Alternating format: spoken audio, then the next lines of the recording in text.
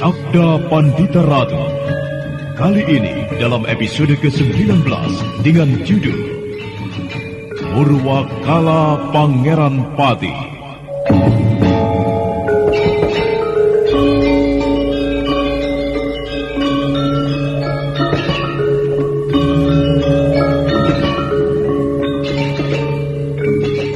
Dalam seri ke-541 ini, dengan para pemain, Norman sebagai Badrawati, Wenda Lubis sebagai Lareangon, Lili Nur Indasari sebagai Ken Umang, M. Abud sebagai Ken Arok, Regis dan Naryo sebagai prajurit, Harry sebagai lurah prajurit, dan pengantar cerita, Asdi Suhastra.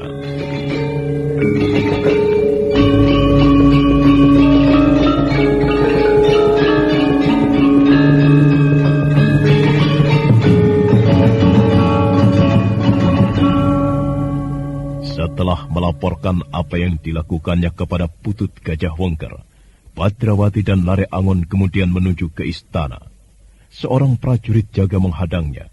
Prajurit itu merasa aneh melihat Badrawati dan Lareangon dengan pakaiannya yang kumal mengajukan permohonan untuk menghadap Baginda Singasari. Hei, kalian berdua, sedang lindurkah kalian? Kalian mengajukan permohonan untuk menghadap Baginda. Kalian pikir kalian itu siapa? Apakah tidak boleh kami berdua menghadap Baginda, Kisanak prajurit? Tidak ada larangan bagi siapapun untuk menghadap Baginda. Akan tetapi, Baginda tentu tidak mempunyai waktu yang cukup banyak untuk mengurusi hal yang remeh-remeh. Kalau semua orang diperbolehkan menghadap Baginda, Baginda tidak akan mempunyai waktu untuk mengurusi hal-hal yang lebih besar. Mengerti? Tetapi... Jadi, tahu dirilah kalian berdua. Tahu diri. Lihat bayangan kalian di permukaan air yang bening. Dan kemudian berhitunglah apakah pantas kalian menghadap Baginda. Jadi, kami tidak diizinkan untuk menghadap Baginda. Lebih baik kalian pergi saja. Dan jika kalian sedang lindur, lebih baik kalian bangun. Dan lihatlah kenyataan. Jangan tidur. Maaf, Ki prajurit. Rasanya kami tidak sedang tidur. Dengan sadar kami menghadap Baginda. Untuk keperluan apa? Untuk keperluan apa kalian menghadap Sri Baginda? Baginda telah mengundang kami, Ki prajurit. Apa? Baginda telah mengundang kami. Dan itu sebabnya sekarang kami sowan menghadap Baginda. Baginda mengundang kalian? Benar, Ki prajurit. Ada apa? Ada apa ini, prajurit? Oh, ada apa ini? Mereka, Ki Lurah. Orang-orang ini sedang melindur, Ki Lurah. Tidak, Ki Lurah. Kami tidak sedang melindur. Kami tidak tengah bermimpi. Kami sadar sepenuhnya dengan apa yang kami lakukan. Kenapa dengan mereka itu, prajurit? Ya, mereka dua orang ini mengajukan permohonan untuk menghadap Baginda, Ki Lurah. Benarkah demikian Kisanak berdua? Benar, Tuan. Yakinkah? Yakinkah kalian benar-benar akan menghadap Baginda? Iya, kami yakin, Ki Lurah. Untuk urusan apa kalian menghadap Baginda? Mereka mengatakan Baginda mengundang mereka, Ki Lurah. Lucu sekali. Apa itu mungkin, Ki Lurah? Benarkah demikian Kisanak berdua? Sebenarnya lah, demikian, Ki Lurah. Baginda memang telah mengundang kami berdua untuk menghadap Baginda. Untuk urusan apa? Hanya Baginda yang telah mengetahuinya, Ki Lurah. Kisanak berdua, bantulah kami. Kami tidak mau direpotkan oleh kemarahan Baginda jika ternyata kalian mengada-ada. Bagaimana dengan benda ini, Ki Lurah? Bagaimana, Ki Lurah? Apakah timang ini tidak cukup sebagai bukti? Dari mana kau dapatkan timang itu, anak muda? Baginda menitipkannya kepadaku sebagai bukti bahwa aku mendapat perkenan dari beliau untuk menghadap. Baiklah, Kisanak. Mari. Aku bawa kalian ke ruang sebo. Lurah prajurit itu kemudian mengantarkan Badrawati dan Lareangon ke ruang sebo. Ruang sebo adalah ruang khusus untuk menghadap Baginda secara pribadi, di samping ruang besar yang disebut pagelaran untuk menghadap bersama-sama banyak orang. Sementara itu, prajurit jaga yang semula meremehkan Badrawati dan Lareangon termangu kebingungan. kenapa denganmu? Seperti orang yang kebingungan seperti itu. Ada apa? Mimpi apa aku semalam? Loh, kenapa? Baginda bisa marah kepadaku. Aku benar-benar bodoh. Tolong. Ada apa? Apa yang terjadi denganmu, ha? Kau lihat orang dan seorang bocah yang diantar Kilura tadi. Iya, kenapa? Aku telah bersikap kasar pada mereka yang mengajukan permohonan untuk menghadap Baginda. Ternyata bagaimana? Ternyata mereka dapat menunjukkan bukti bahwa Baginda memang mengundang mereka. Aku bisa digantung oleh Baginda atas apa yang aku perbuat pada tamu-tamunya itu. Maksudmu jika tamu-tamu yang kau perlakukan dengan kasar itu mengadu pada Baginda? Iya. Ini sebuah pelajaran bagimu, kawan. Sikapmu selama ini memang kurang terpuji. Kau terlampau bangga dan berlebihan dengan jabatanmu sekarang ini. Salah seorang prajurit pengawal istana Singasari. Jabatan yang membuatmu kadangkala bersikap yang aneh dan mengada-ngada. Lalu bagaimana denganku? Ya, barangkali benar yang kau cemaskan. Baginda akan menjatuhkan hukuman kepadamu. Mungkin jabatanmu dicopot dan kau kembali menjadi orang biasa. Seorang gembala sapi di tepi hutan. Pembicaraan kedua prajurit jaga regol istana Singasari itu terhenti untuk sesaat ketika kilurah prajurit yang mengantarkan Badrawati dan Lare Angon ke ruang Sebo telah kembali lagi. Bagaimana Kilura? Apanya?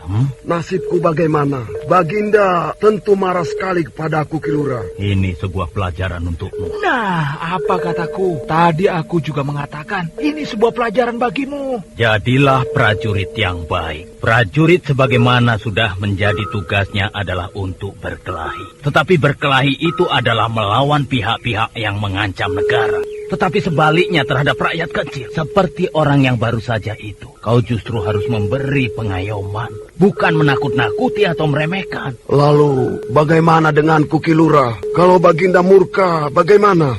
Itu tergantung mereka. Tergantung pada dua orang tamu itu. Jika mereka mengadu, maka habislah riwayatmu. Tetapi sebaliknya, jika mereka tidak mengadu, kau selamat. Semoga mereka tidak mengadu, Kilura. Iya, berdoalah. Akan tetapi, aku tidak habis mengerti, Kilura. Kenapa? Mengapa Baginda bergaul dengan orang semacam itu? Nah, itu lagi salah satu keburukanmu, prajurit. Mengapa kau berani memberikan penilaian seperti itu? Kau pikir Baginda harus bergaul dengan siapa? Hanya dengan orang-orang tertentu? Kau tidak boleh memberikan penilaian seperti itu. Baginda adalah seorang raja. Bagi seorang raja, tidak boleh banciladan. Raja harus menampung suara siapa saja, bukan hanya suaramu. Hati-hati kalau kau bicara. Kalau apa yang baru saja kau ucapkan itu sampai didengar oleh Baginda, maka tamatlah riwayatmu. Mengerti?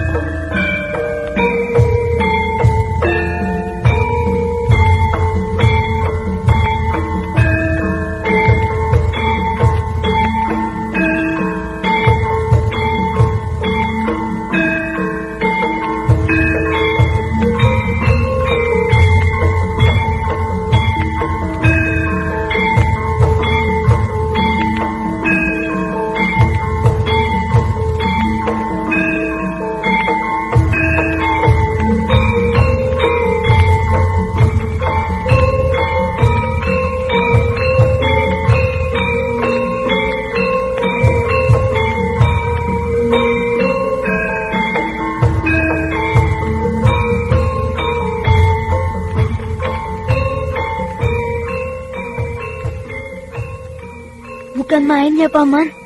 Bangunannya indah sekali. Aku tidak pernah bermimpi atau membayangkan aku bisa berada di ruangan seperti ini. Andai kata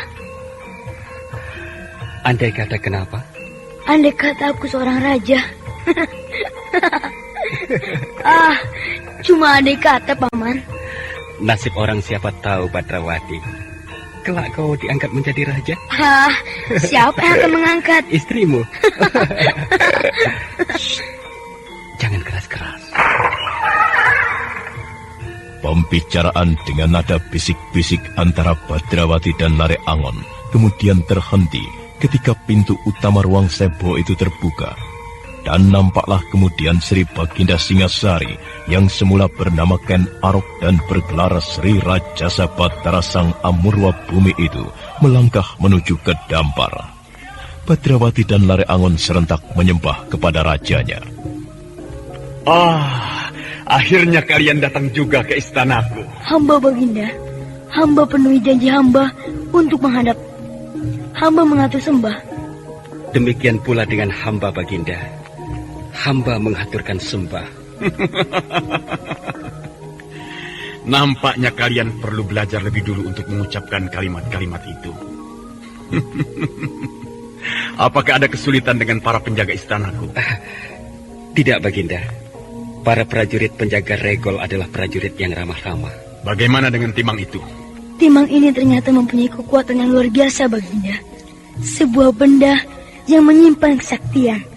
Sehingga demikian benda ini hamba tunjukkan kepada para prajurit itu. Mereka langsung mengantarkan hamba berdua ke ruang Seba ini.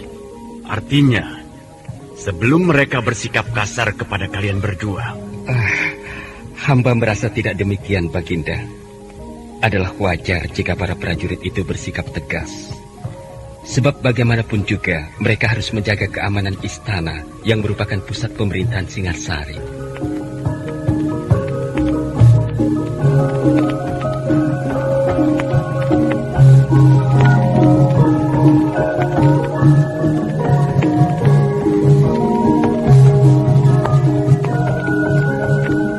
Baginda Sri Rajasa menerima kehadiran Badrawati dan Lare Angon dengan ramah. Mereka berbicara seolah tanpa ada hambatan, yang ada kalanya diselingi oleh tertawa mereka yang berderai. Namun ada saatnya pembicaraan itu meningkat menjamah ke hal-hal yang penting. Lalu apa yang dilakukan Kameswara sekarang? Demikianlah, Baginda. Sang Panembahan telah memberikan petunjuk kepada kami untuk segera menemukan orang kelima di antara kami yang memiliki Raja Kalacakra. Sebuah pekerjaan yang kelihatannya sederhana. Akan tetapi aku tahu itu pekerjaan yang sulit. Ibarat mencari jarum yang jatuh di tumpukan jerami. Apakah Durga Parabandari nampak berkeliaran di sekitar padepokan itu? Sebenarnya lah, kami pernah berurusan di tempat itu, Baginda. Jika demikian, nampaknya Durga Parabandari itu sudah mengetahui bahwa bayi yang diburu-burunya itu berada di sana. Bagaimana keadaan bayi itu? Ia dalam keadaan sehat, Baginda. Jika demikian, kita doakan saja. Semoga selama bayi yang membawa titisan dari masa lampau itu tetap terlindung dan aman dalam perlindungan Sang Panembahan. Sebenarnya lah, aku sendiri berkepentingan dengan keselamatannya. Kehadiran bayi yang membawa titisan seorang pujangga atau maharsi dari masa lampau itu merupakan gambaran usaha kebenaran menghadapi kejahatan. Pembicaraan itu terhenti sejenak ketika pintu kembali berderit. Seorang perempuan cantik yang sedang hamil melangkah mendekati mereka yang sedang berbincang di ruang Sebo. Pandangan Badrawati tidak lepas dari wajah perempuan itu, sedangkan Lare Angon yang mengetahui subasita atau sopan santun segera menundukkan wajahnya. Perempuan cantik itu duduk di sebuah dampar kecil di sebelah kiri Baginda Sri Rajasa Batara Sang Amurwa Bumi. Perempuan hamil ini pasti Tuan Putri Kademang itu. Cantik, sayang, menyimpan hati yang jahat. Siapakah mereka ini, Baginda? Mereka adalah tamu-tamu Umang. Menilik wujudnya, mereka adalah orang-orang yang sederhana. Akan tetapi, mereka berdua menyimpan kemampuan kanuragan yang sangat tinggi. Yang masih bocah ini bernama Badrawati. Dan yang sudah dewasa ini, Lare Angon. Badrawati dan Lare Angon. Aku perkenalkan kepada kalian berdua. Ini adalah istriku, Ken Umang. Bersamaan, Badrawati dan Lare Angon menghaturkan sembah kepada Ken Umang. Perempuan itu nampak angkuh dengan sikapnya. Badrawati yang semula terus memandangi wajah perempuan itu, kemudian menundukkan wajahnya. Pembicaraan yang semula terasa akrab dengan Baginda, kemudian berubah menjadi sedikit kaku. Ken Umang memang cantik jelita. Dalam dandanannya yang mewah, membuat istri kedua Baginda Singasari itu bagaikan perempuan yang berasal dari negeri antah berantah. Namun bocah kecil semacam Badrawati saja bisa merasakan betapa jahat dan judesnya pandangan mata orang itu.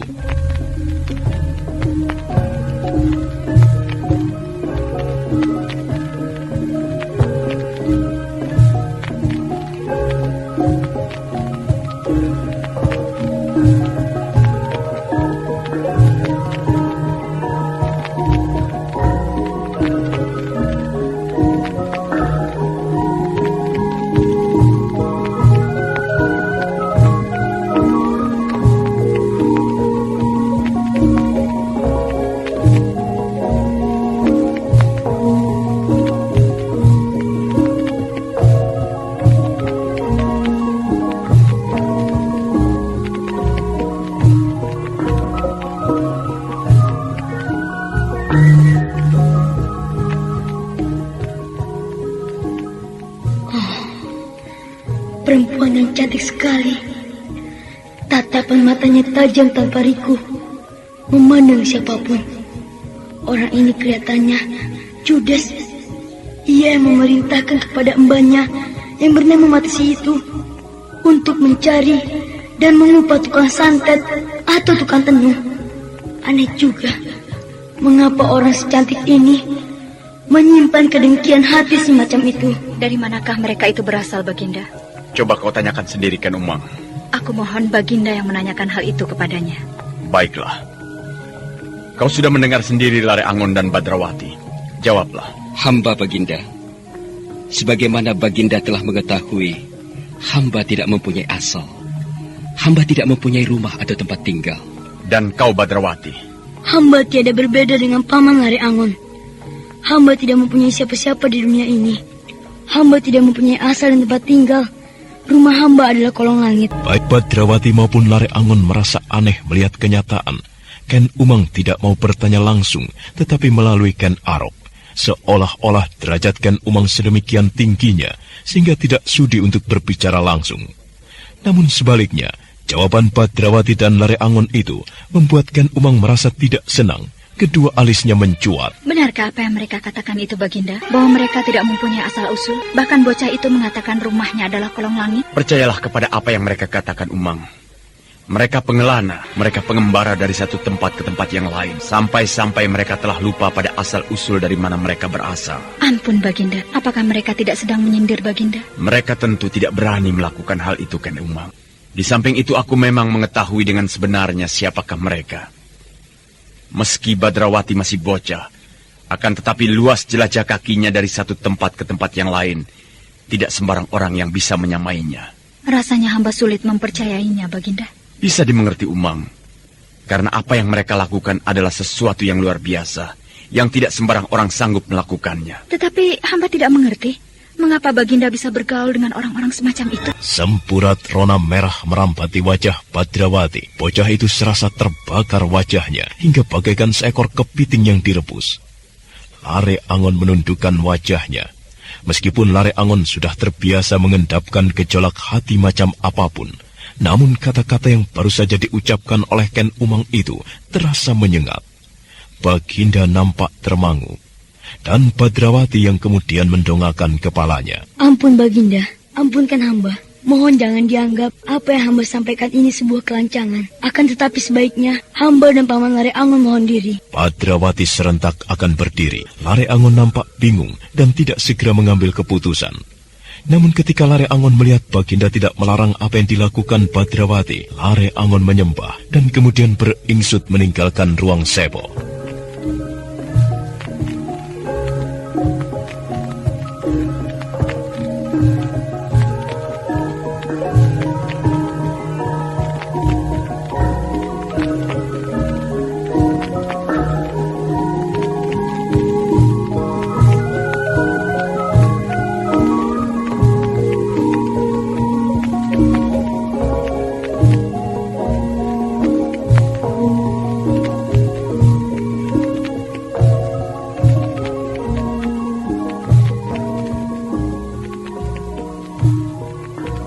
Seharusnya kau tidak bersikap seperti itu, Umang. Hamba melihat mereka bukan orang yang pantas bergaul dengan Baginda. Kemudian kata-kata mereka yang menyindir kebiasaan Baginda di masa muda itu sama sekali tidak pantas diucapkan di hadapan Baginda. Itu karena kau tidak tahu siapa mereka, Umang. Aku tahu persis siapa mereka. Apa yang mereka katakan itu semuanya benar. Tidak mungkin, Baginda. Tidak mungkin seseorang tanpa asal-usul. Tidak mungkin pula bocah sekecil yang bernama Badrawati juga tanpa asal-usul. Bocah sekecil itu akan tetapi sudah pandai berbicara seperti itu. Tentu ia bergaul dengan orang-orang yang liar. Dan aku tidak habis mengerti mengapa orang macam itu bisa menghadap di ruang seba ini. Aku yang mengundang mereka, Ken Umang. Dan mengapa Baginda mengundang mereka? Aku bertemu dengan mereka di sebuah padepokan yang aku kunjungi di suatu hari. Bahkan kemudian sempat terjadi perkelahian. Mereka bukan orang sembarangan. Orang-orang yang sangat terbatas jumlahnya. Itulah sebabnya aku mengundang mereka untuk datang ke istana ini. Demi kepentingan Baginda sendiri, sebaiknya Baginda pertimbangkan baik-baik sebelum Baginda mengundang seseorang. Tanpa menunggu jawaban Baginda, Ken Umang menyembah dan kemudian melangkah meninggalkan ruang sebo. Ken Arok nampak menghela nafas berat. Raja Singasari itu kemudian bergegas menuju ke sebuah ruang di ujung ruang sebo. Pengaruh Ken Umang yang hamil beberapa bulan itu terhadap Ken Arok ternyata sudah mencengkram sedemikian kuatnya. Apa yang dilakukan Ken Umang ada kalanya tidak sepengetahuan suaminya. Tuan Putri memanggil hamba. Aku akan memerintahkan sesuatu kepadamu, Senopati Gemak Saroyo. Silakan Tuan Putri. Hamba akan melaksanakan perintah Tuan Putri. Kau melihat dua orang tamu yang baru saja menghadap Baginda? Hamba Tuan Putri. Hamba mengetahuinya. Orang itu menurut laporan membawa timang milik Baginda sebagai pertanda bahwa Baginda mengundangnya untuk menghadap. Akan tetapi aku tidak senang dengan mereka, Senopati. Mengapa Tuan Putri? Apakah mereka melakukan suatu kesalahan? Mereka tidak mempunyai sopan santun, tidak punya unggah-ungguh toto kromo. Boleh jadi mereka memang dikenal oleh Tuanku Baginda. Kan tetapi itu dulu, sebelum Baginda menjadi raja. Sekarang Tuanku Baginda sudah menjadi raja. Tidak seharusnya mereka bersikap seenaknya. Apakah memang demikian yang dilakukannya, Tuan Putri? Kau tidak percaya dengan apa yang aku katakan? Demikian, Senopati Gemak Saroyo? Ampun, Tuan Putri. Hamba tentu tidak berani berprasangka demikian kepada Tuan Putri. Cepat ikuti dua orang itu. Terserah apapun yang kau lakukan. Tunjukkan rasa tidak senangku kepada mereka. Senopati Gemak Saroyo melangkah keluar dengan perasaan bimbang. Sudah beberapa kali Senopati yang masih muda itu dihadapkan pada persoalan yang menyulitkannya. Karena perintah dari Ken Umang itu tanpa sepengetahuan Baginda. Lembayung senja kemudian bergerak ke arah petang. Badrawati dan Lare Angon yang telah meninggalkan istana kembali ke rumah Ki Delung, di mana mereka menitipkan kuda-kudanya. Ki Delung kaget melihat kehadiran Badrawati dan Lare Angon kembali. Ki Delung mengira kedua orang yang menitipkan kuda-kudanya itu tidak akan kembali. Kalian? Wah, kenapa dengan kami, Ki Delung? Kalian masih berani kembali kemari? Loh, kenapa? Bukankah kami masih mempunyai kuda-kuda yang kami titipkan kemari, Ki Delung? Kami juga belum berpamitan kepada Ki Delung. Jadi kenapa, Ki Delung? Kalian akan mengambil kuda-kuda itu? Iya, tetapi tidak sekarang. Maksud kami masih akan menginap semalam di Singasari ini. Dan besok kami akan melanjutkan perjalanan lagi. Dan bukankah kami telah membayar sejumlah tertentu sebagai upah atas kami menitipkan kuda-kuda kami itu? Atau apakah Ki Delung merasa keberatan? Dan kami harus segera pergi dari rumah Ki Delung? Begitukah? Kalian boleh pergi. Akan tetapi, kalian tidak boleh membawa kuda-kuda itu. Loh, mengapa bisa begitu, Ki Delung? Ya, karena kalian sudah tidak berhak lagi atas kuda-kuda itu. Kuda itu sekarang menjadi milikku, bukan milik kalian lagi. Nah, pergilah. Wah, itu namanya perampokan, Ki Delung. Ki Delung telah merampok kami. Bagaimana kalau kami tidak mau, Ki Delung? Apakah Ki Delung akan memaksa juga? Tadi pagi kalian telah menipuku. Timang itu bukan timang emas. Kalian penyulap. Kalian tukang sihir. Timang itu telah berubah menjadi batu. Kalian tukang sihir. Jadi Ki Delung percaya kalau kami adalah tukang sihir? Ya, kalian adalah tukang sihir. Baiklah. Memang tidak ada gunanya kami ingkari. Kami memang tukang sihir. Sebagaimana Ki Delung sebut-sebut, kami mampu menyulap sebongkah tanah menjadi emas. Dan kami mampu pula menyulap seorang manusia berubah menjadi seekor ular raksasa. Bagaimana, Ki Delung? Bagaimana seandainya aku menyihirmu menjadi seekor ular raksasa atau seekor tupai? Bagaimana? menyulap cuilan genting menjadi timang, Ki Delung telah melihatnya. Sekarang bagaimana seandainya Ki Delung aku sulap menjadi seekor tupai? Maukah Ki Delung? Wah, gila. Siapa yang gila? Mengapa kau akan melakukan itu kepadaku, ha? Bukankah Ki Delung juga bersikap seenaknya sendiri? Menurut kemauan dan kesenangan sendiri. Tadi pagi, Ki Delung menantang kami berdua untuk bertaruh ayam jago. Ki Delung sendiri yang menantang. Ki Delung yang membuat peraturan. Ki Delung ternyata kalah. Ki Delung bukannya saja ingkar, tetapi ternyata Ki Delung malah bermaksud merampas timangku. Itu artinya, kalau Ki Delung bisa semaunya sendiri, ya, kami juga bisa. Tentu menyenangkan sekali, bukan? Kalau kami menyulap Ki Delung menjadi seekor tupai, dan kemudian tupai itu kami berikan pada bocah-bocah kecil, mereka tentu akan merasa senang sekali karena mendapatkan sebuah permainan yang mengasyikkan. Ki Delung menjadi sangat pucat. Ki Delung tidak mengira kedua orang itu mengancamnya sedemikian rupa. Benar-benar sebuah ancaman yang menakutkan dan terasa mengerikan. Ki Delung tidak mampu membayangkan bagaimana keadaannya jika Badrawati yang mampu mengubah kreweng menjadi timang itu mengutuknya menjadi seekor tupai. Namun tiba-tiba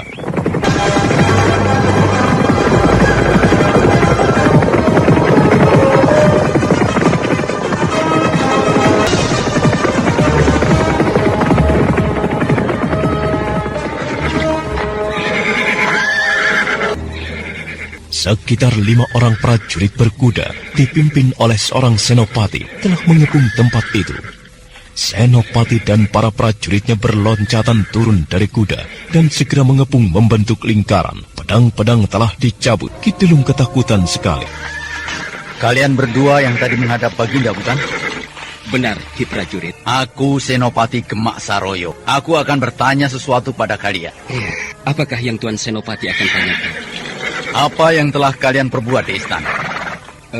Maaf, Tuan Senopati. Apakah ada kesalahan yang telah kami perbuat di istana? Menurut yang kami dengar, kalian telah melakukan sesuatu yang tidak pantas di istana. Maaf, Tuan Senopati. Menurut perasaan kami tidak melakukan sesuatu yang tidak pantas di istana Singasari. Jangan berusaha ingkar. Jawab yang jujur. Maafkan pertanyaanku jika terasa lancang, Tuan Senopati. Tapi siapakah yang telah memerintahkan kepada Tuan Senopati menyusul kami berdua? Senopati Gemak Saroyo kebingungan mendapatkan pertanyaan yang tidak terduga dari Badrawati, bocah kecil yang menurut hitungannya tidak tahu apa-apa. Gemak Saroyo menjadi resah. Sebenarnya lah di dalam hatinya telah tumbuh kebimbangan karena dia merasa harus melakukan tugas yang bertentangan dengan kata hatinya.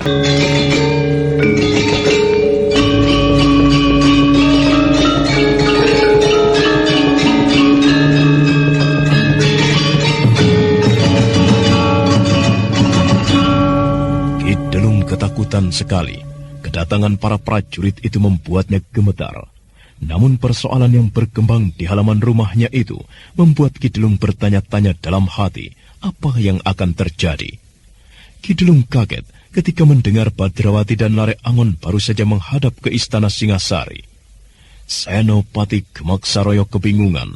Pertanyaan yang dilontarkan Badrawati benar-benar tidak diduganya. Aku ulangi pertanyaan keponakanku, Tuan Senopati. Siapakah yang memerintahkan Tuan Senopati menyusul kami berdua? Tuanku Baginda Singasarikah yang memerintahkan kepada tuanku? Ataukah orang lain? Kau tidak berhak mempersoalkan hal itu. Yakinkah Tuan? Maaf Tuan. Cobalah Tuan bertanya di dalam hati Tuan. Siapakah yang telah memerintahkan Tuan Senopati menyusul kami untuk mempersoalkan perbuatan tidak pantas yang kami lakukan di istana? Benarkah Baginda yang memerintahkan atau orang lain? Kami yakin Baginda tidak memerintahkan hal itu. Tidak menjadi soal. Apakah Baginda mempersoalkan sikap kalian atau tidak? Itu karena banyak yang harus diurusi oleh Baginda. Baginda harus memikirkan hal-hal yang besar. Dan Tuan mengurus yang kecil-kecil, termasuk hal yang mengada-ngada seperti ini. Wajah Senopati yang semula serba salah itu menjadi merah.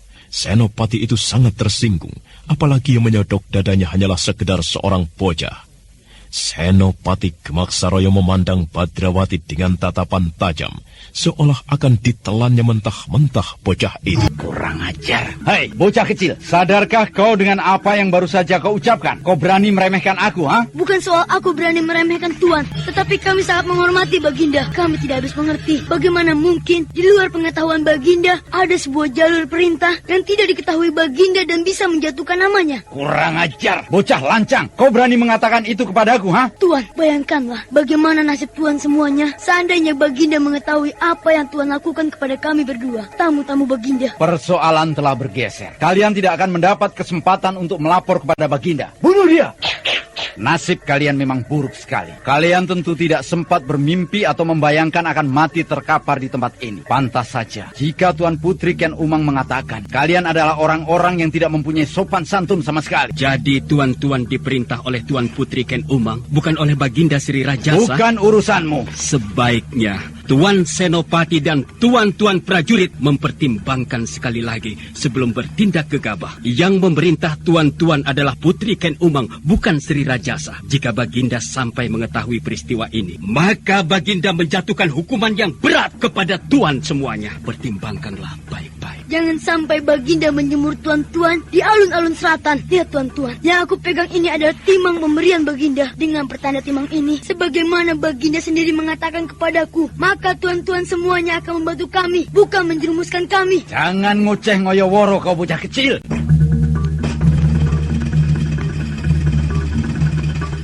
Wajah Senopati Gemaksaroyo semakin merah padam, namun ternyata pertimbangannya masih tetap berjalan. Nampak kebimbangan mulai mengusik dalam hatinya. Namun jauh lebih bimbang dari Senopati itu adalah para prajurit yang dibawanya. Mereka kebingungan dan saling pandang di antara sesama temannya. Dalam keadaan yang demikian itulah, tiba-tiba terdengar suara orang tertawa. Benar-benar sebuah tontonan yang menarik sekali. Membuatku gatal dan tidak tahan untuk tidak ikut campur. Tuan Senopati, menilik pakaian yang Tuan kenakan, Tuan tentu berpangkat Senopati. Izinkanlah hamba untuk membantu Tuan memberikan pelajaran kepada kedua orang sombong itu. Kalau perlu dengan izin Tuan, aku akan membunuhnya. Siapa kau? Siapa aku itu tidak penting bagi Tuan. Yang lebih penting, aku bisa mewakili Tuan untuk memberikan pelajaran kepada dua orang sombong yang berani berbuat kurang ajar di Istana Singasari. Nah, Lare Angen dan Badrawati, bersiaplah.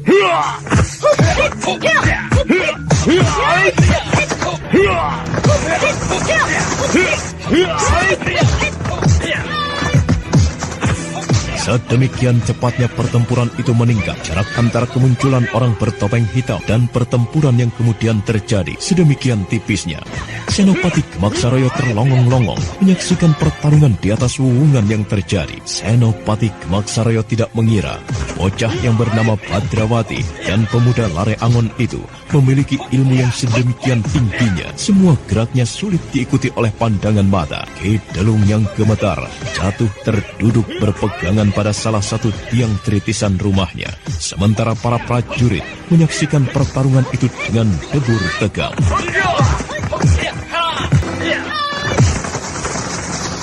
Dan kemudian setelah beberapa saat berlalu, ketiga orang yang bertarung itu berkelebat turun lagi ke tanah. Dan tiba-tiba pertarungan berhenti.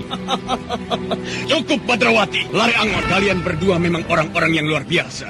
Baginda. Orang berkerudung hitam itu telah membuka kain penutup wajahnya. Senopati Gemaksaroyo menjadi pucat pias saat mengetahui orang itu ternyata Baginda Sri Rajasa.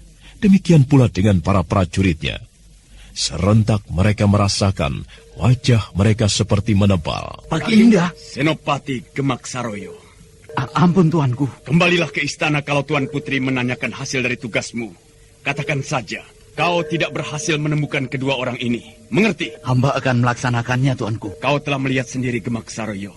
Kedua tamuku ini meski penampilannya sederhana dan lugu, namun mereka bukan orang sembarangan. Mereka memiliki kemampuan olah kanuragan yang sulit diukur tingginya. Bisa dihitung dengan jari jumlah orang-orang yang bisa mengimbangiku. Dua orang ini adalah di antaranya. Nah, kembalilah. Hamba tuanku. Lare Angon dan Badrawati. Hamba tuanku. Sebenarnya lah Ken Arok hanyalah manusia biasa. Aku bukan manusia yang terbuat dari jenis yang tidak merasa bersalah. Aku meminta maaf kepada kalian atas perlakuan yang tidak begitu menyenangkan ini. Tuanku. Bagaimana, Lare Angon? Tuanku tidak seharusnya meminta maaf. Tuanku tidak layak melakukan hal itu. Lagi pula tuanku tidak bersalah. Itulah yang justru salah, Lare Angon.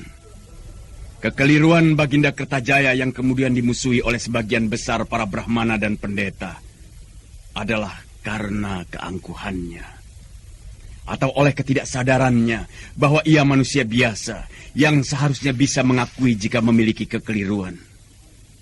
Nah, aku tidak ingin hal itu terulang kepadaku. Sekali lagi, maafkan apa yang terjadi. Ampun, tuanku. Hamba benar-benar melihat kenyataan yang luar biasa atas tuanku. Karena itulah justru semakin besar rasa hormat hamba kepada tuanku. Namun bagi hamba, terlalu angkuh dan sombong rasanya jika hamba memberikan maaf kepada tuanku, seolah tuanku berada di bawah hamba. Yang hamba bisa lakukan adalah menganggap hal itu tidak pernah ada. Terima kasih, Lare Angon. Hamba sama saja, tuanku. Hamba meniru apa yang baru saja diucapkan oleh Paman Lare Angon. Bisamu hanya meniru Badrawati. Hamba, tuanku. Hamba memang tukang meniru. Baiklah. Aku akan segera kembali ke istana. Kepada kalian berdua aku ucapkan selamat menjalankan panggilan tugas yang berat yang berada di pundak kalian. Keberadaan Raja Kalacakra itu memang menyimpan tanggung jawab yang sangat berat. Terima kasih, tuanku. Akan tetapi apa? Timang ini, tuanku. Hamba sebaiknya mengembalikan pada tuanku. Tidak perlu, Badrawati. Di padepokan Dandang Kandaga sudah aku katakan. Timang itu aku berikan kepadamu. Dan aku telah menjanjikan kepada Lare Angon untuk memberikan sebuah tanda kenang-kenangan. Nah, Lare Angon, terimalah ini. Ini adalah sebuah lencana. Pertahankan benda itu sebaik-baiknya. Hamba, tuanku. Hamba tidak bisa mengatakan kalimat apa yang harus hamba pergunakan untuk mengucapkan betapa besar rasa terima kasih hamba kepada tuanku Baginda. Nah, aku harus kembali. Baginda Singasari, Ken Arok yang bergelar Sri Raja Sabatara Sang Amurwa Bumi berjalan ke arah kegelapan untuk kemudian bayangannya lenyap sama sekali. Lare Angon memperhatikan sebuah lencana yang terbuat dari emas yang baru saja diterimanya dari Baginda. Lencana itu diperhatikannya dengan seksama dan dengan penuh kekaguman. Lencana itu benar-benar sebuah benda yang mahal harganya. Bukan main, Paman. Kenapa, Badrawati? Aku semakin kagum dan layak menghormati Baginda. Ia benar-benar raja yang luar biasa. Iya, apa yang kau katakan itu benar, Badrawati. Lare Angon dan Badrawati berbalik. Keduanya melihat Ki Delung terduduk memeluk tiang tritisan. Kenapa denganmu, Ki Delung? Tidak. Apa yang tidak? Ampunkan hamba, tuanku. Ampunkan hamba. Tuanku. Badrawati tertawa bergelak-gelak ketika Ki Delung memanggilnya tuanku. Ki Delung sendiri setelah melihat kenyataan siapa sebenarnya tamu-tamunya menjadi pucat pias. Ki Delung kebingungan ketika Badrawati mendekatinya. Kenapa denganmu, Ki Delung? Maafkan aku. Ki Delung merasa melakukan kesalahan. Ki Delung masih menginginkan kuda-kuda kami. Atau malah timang pemberian Baginda ini? Tidak. Benar, Ki Delung? Tidak, aku tidak berani. Bagaimana kalau lencana pemberian ini aku berikan kepadamu, Ki Delung? Maukah kau menerimanya? Tidak, aku tidak berani. Aneh sekali. Mengapa sikapmu sekarang sedemikian bertolak belakang, Ki Delung? Mana kegaranganmu tadi itu? Aku ingin melihat bagaimana kau bermaksud merampas kuda-kuda kami, atau bagaimana kau akan merampas timang milik Badrawati itu. Loh, malah menangis. Aku minta maaf. Sungguh, sebelumnya aku tidak tahu siapa kalian.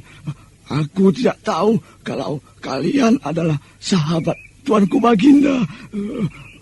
Kalau aku tahu, aku tidak akan berani melakukannya. Jangan menangis, Ki Delung. Semula aku melihat Ki Delung bisa bersikap sangat garang.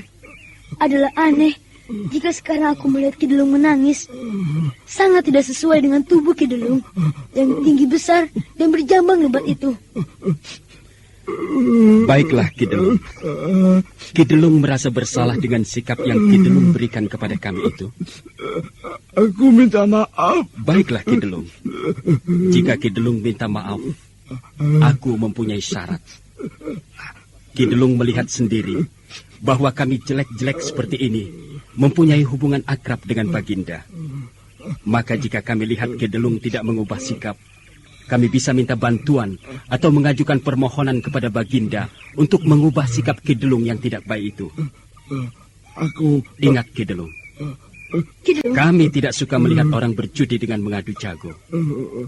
Ki Delung harus membuang jauh-jauh kebiasaan itu. Ki Delung tidak boleh berjudi adu jago. Aku tidak boleh. Ki Delung tidak boleh berjudi dengan mengadu jago lari. Juga tidak boleh berjudi jenis lainnya. Pekerjaan itu telah membuat Ki Delung kehilangan rasa kemanusiaan sama sekali. Ki Delung mampu bersikap kasar seperti yang telah Ki Delung lakukan kepada kami.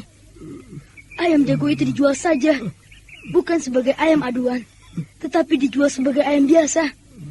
Atau kalau Ki Delung mau menyembelihnya dan menjamu kami dengan daging bakar atau digoreng, itu lebih baik. Tetapi nampaknya Ki Delung terlalu berat kepada ayam-ayam itu. Ki Delung sangat berat untuk menghentikan kebiasaan berjudi sabung ayam. Silakan saja Ki Delung. Akan tetapi, dalam suatu kesempatan khusus, aku akan menghadap Baginda untuk melaporkan kebiasaan Ki Delung itu. Jangan salahkan kami jika kemudian Baginda akan memanggil Ki Delung dan bahkan akan menjatuhkan hukuman. Jangan lakukan itu kepadaku. Jangan. Kalau begitu, Ki Delung harus menghentikan kebiasaan buruk itu. Kebiasaan yang membuat Ki Delung tidak mampu berpikir waras lagi. Kebiasaan yang menyebabkan Ki Delung tidak bisa menghargai manusia. Di mata Ki Delung, ayam jago itu lebih berharga, sehingga Ki Delung tega mengusir istri sendiri. Jadi, apa yang harus aku lakukan? Sudah kami katakan, Ki Delung tidak boleh menyambung ayam lagi. Akan tetapi, itu pekerjaanku. Itu bukan pekerjaan.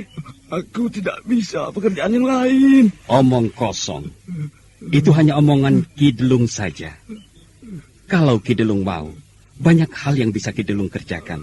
Pokoknya kami tidak peduli. Kalau Ki Delung tidak mau mengubah perilaku yang buruk itu, maka jangan salahkan kami jika Baginda akan memanggil Ki Delung. Ki Delung tidak berkutik lagi. Ancaman Badrawati dan Lare Angon itu sedemikian menakutkan. Ki Delung tidak bisa membayangkan bagaimana nasibnya jika Badrawati dan Lare Angon itu benar-benar menyampaikannya kepada Baginda dan dia akan dihukum. Mungkin dengan dijemur di alun-alun beberapa hari atau bahkan hukuman yang lebih berat dari itu. Dan sang waktu terus bergerak. Badrawati dan Lare Angon kemudian berbincang hanya berdua di sebuah amben kecil di bawah pohon sawak kecil di halaman rumah Ki Delung itu. Bagaimana kesan Paman ketika menghadap Baginda di istana sore tadi? Iya, aku tidak ingin mengulanginya lagi, Badrawati. Kenapa, Paman? Kau pasti mengetahui jawabannya, Badrawati. Paman, mungkin aku masih terlampau anak-anak untuk bisa mengerti apa yang terjadi. Menurutku, nampaknya Baginda membiarkan Tuan Putri bersikap demikian. Maksudku, bukankah sikap Tuan Putri itu adalah sikap yang tidak pantas? Itu karena kau yang memberikan penilaian, Badrawati. Maksud Paman? Ya, jika yang memberikan penilaian adalah orang-orang yang dekat dan sepaham dengan Tuan Putri Ken Umang, maka mereka akan menganggap sikap Tuan Putri Ken Umang itu adalah sikap yang lumrah. Aku tidak mengerti apa yang Paman maksud. Itu karena kau masih kecil, Badrawati. Pikiranmu masih belum nyandak. Barangkali karena Tuan Putri sedang hamil. Kenapa? Kalau aku sudah dewasa, kalau aku kemudian mempunyai istri, lalu istriku bersikap seperti itu, aku akan menampar mulutnya. Menurutmu istri adalah untuk pelampiasan memukul seperti itu? Lah habis, sikapnya seperti itu, Paman. Lihat, ada yang datang. Pembicaraan antara Lare Angon dan Badrawati terhenti sejenak ketika nampak seseorang melangkah mendekati regol halaman. Orang itu nampak ragu-ragu sejenak, namun sesaat kemudian orang itu menjejakkan kakinya memasuki halaman. Badrawati segera mengenali orang itu. Senopati Gemak Saroyo, mau apa orang itu datang kemari? Ternyata harapanku terkabul. Aku masih bisa bertemu dengan kalian di sini. Ada apa, Tuan Senopati? Bolehkah aku duduk di sini? Oh, silakan.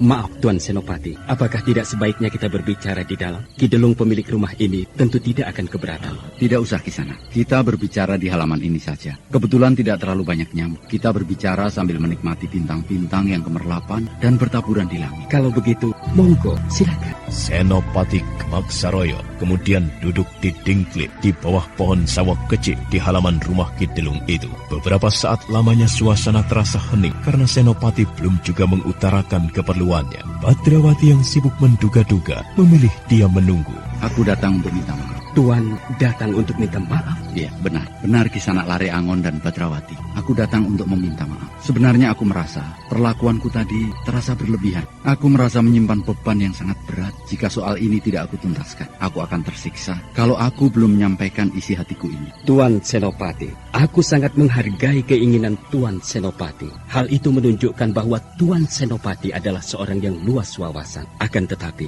apakah Tuan Senopati merasa yakin bahwa Tuan Senopati bersalah? Ya, aku memang merasa bersalah. Jika menurut pendapatku, justru tidak, Tuan. Bukankah sebenarnya Tuan sedang disudutkan oleh keadaan yang buruk? Menurut pendapatku, Tuan disudutkan oleh keadaan yang tidak mungkin Tuan hindari, yang membuat Tuan menjadi serba salah. Kisana justru mempunyai pendapat seperti itu. Ya, demikianlah yang ada di dalam hatiku, Tuan. Aku ucapkan terima kasih. Jika Kisana ternyata bisa meraba dan mengerti keadaan yang menyudutkanku. Namun demikian, tetap saja, aku merasa bersalah kepada Kisana berdua. Tetap saja aku merasa perlakuanku berlebihan. Baiklah, Tuan. Jika Tuan memang berketetapan hati ingin minta maaf, sebagaimana layaknya manusia, kita memang tidak akan lepas dari kekeliruan atau kesalahan. Jika Tuan memiliki kesalahan kepadaku, aku memaafkan. Pun pula denganku, aku juga bersalah pada Tuan. Ya, mungkin kata-kataku terlampau kasar hingga membuat Tuan marah. Terima kasih. Perasaanku sekarang menjadi lapang. Aku merasa lega sekali. Nah, Kisana Badrawati, rupanya aku tidak boleh menganggap Kisana seorang bocah yang boleh diabaikan. Menilik pada diri Kisana, terdapat kemampuan yang dahsyat hingga mampu melayani tuanku Baginda Sri Rajasa. Yang bisa aku katakan tidak berbeda dengan Paman Lare Angon, Tuan. Aku juga merasa bersalah hingga kata-kataku mungkin menyinggung perasaan Tuan. Pembicaraan antara Senopati Gemak Saroyo dengan Badrawati dan Lare Angon beranjak semakin akrab. Tanpa disadari, pembicaraan itu mulai menyentuh hubungan antara Baginda dengan Ken Umang. Senopati Gemak Saroyo tidak menyadari ketika Lare Angon dan Badrawati mengorek keterangan dan menggiringnya untuk menceritakan hal-hal yang berkaitan dengan Ken Umang. Demikianlah keadaannya, dan seringkali aku disudutkan oleh keadaan yang serba salah. Perintah Tuan Putri Ken Umang yang di luar pengetahuan Baginda ada kalanya memang tidak masuk akal. Jadi apa yang tadi Tuan lakukan itu adalah tanpa sepengetahuan Baginda? Iya, benar. Mengapa Baginda membiarkan tindakan-tindakan istrinya yang bisa seperti itu, Tuan Senopati? Ya, itulah perempuan. Perempuan yang kelihatannya lemah, ada kalanya mempunyai kekuatan yang tiada terkira untuk menguasai lelaki. Apalagi Tuan Putri Ken Umang sedang hamil.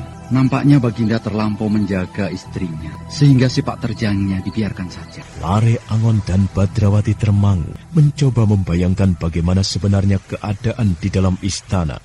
Bagaimana sebenarnya sikap istri kedua Raja Singasari itu. Apa yang dilakukan oleh Ken Umang di ruang Sebo meninggalkan kesan yang sangat mendalam di hati Badrawati dan Lare Angon. Sebuah kesan yang jelek. Nah, apa yang akan dilakukan Badrawati dan Lare Angon? Dan bagaimana pula sikap Senopati Gemak Saroyo selanjutnya? Saudara pendengar, untuk mengetahui jawabannya, ikutilah kelanjutan kisah ini dalam seri berikutnya. Sampai jumpa.